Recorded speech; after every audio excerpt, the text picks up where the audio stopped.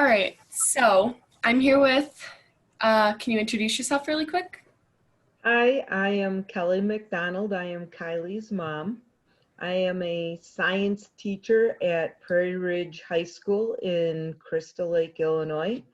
And I've taught environmental science, nucleonics, earth science, and biology, and a science in society class.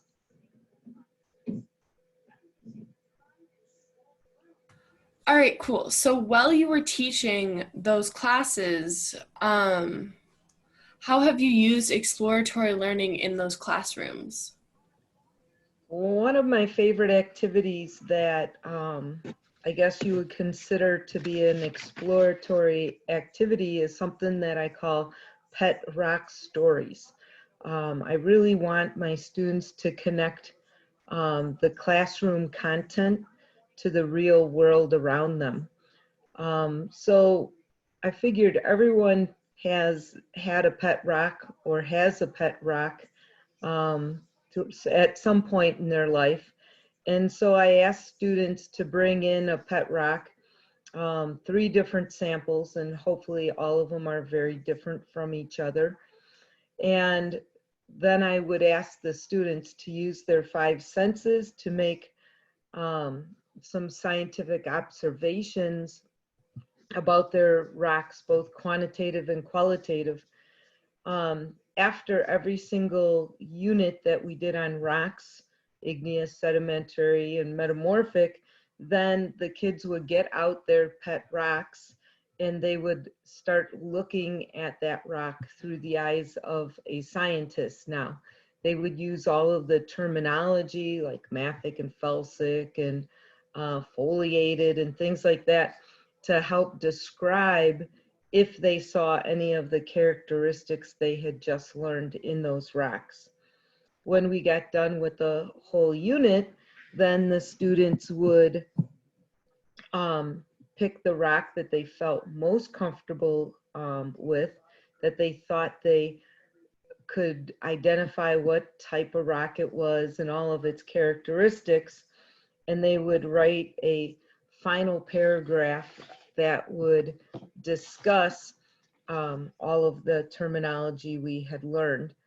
Um, this activity I really loved because not only did it help them learn the unit content, but it also helped them identify the characteristics in an actual rock, apply it to something that they already owned, and then hopefully they could connect those scientific principles to their personal lives and the world around them.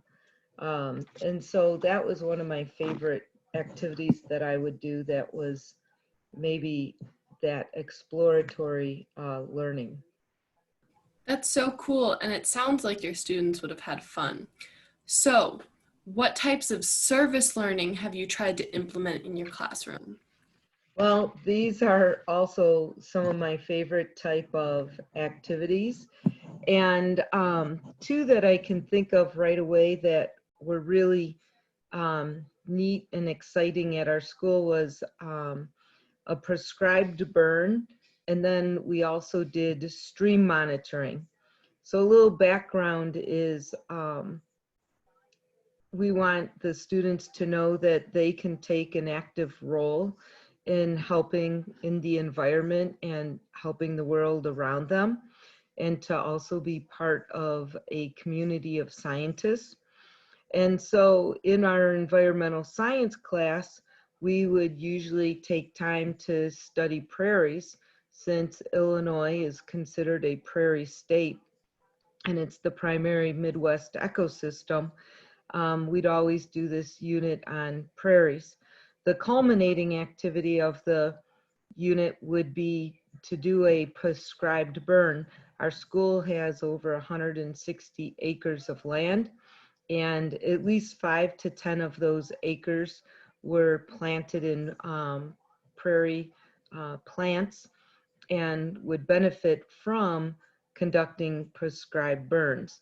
So besides learning about prairies, We would also talk about the use of fire as a tool and why fire was important and that fire isn't always a natural disaster. And so the students would, you know, what I really liked is that the, the, the students paid more attention to the unit because they had to pass a test in order to be able to participate in the burn. They also learned about the role and the benefits of fire. And then they also provided a service to the school and our local community by participating in the burn. So a few teachers thought that that was a little bit dangerous, but if conducted correctly, a prescribed burn is actually quite boring. We also did the stream monitoring, and that was in a biology class. And in that activity, we would collect benthic macroinvertebrates or bugs from the water. And we would then identify those creatures, and different types of bugs can live in different types of habitat and water qualities. And so using the quantity and quality of benthic macroinvertebrates we found, we could assess the water's quality um, through this study. And then we could, you know, look at if there were issues or things that we could do to help protect or improve the water's quality. In this activity, students got to they got to be part of a, you know, citizen scientist network. They found out why people conducted different types of environmental studies. What do those results from the studies tell them? They learned why this was an important part of nature. And then they also got to learn a little bit about how all this would affect future generations. And then hopefully it created some pride in the local environment that surrounded them. So our school also has a stream. So it was fun that we didn't even have to leave our school, but we could use the resources around us to benefit our classrooms. So, do you think overall this service learning and exploratory learning has benefited or hindered the performances of your students? Oh, I think it definitely benefits it because they get hands-on experience.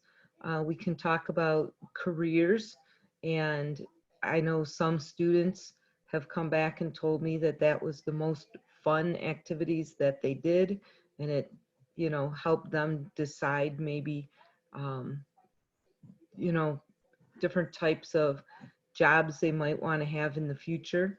Um, it also added a lot of excitement to the classroom. Instead of just sitting in a classroom reading out of a book, we got outside, we did something different. And I really think it also helped make more of a connection with nature, which I really think is important as hopefully we can create a better land ethic for our world, especially in these times when, you know, we're facing a potential climate crisis. Okay, thank you for your 2 cents on the topics we're learning about and giving us some insight on what it is like to teach using these techniques.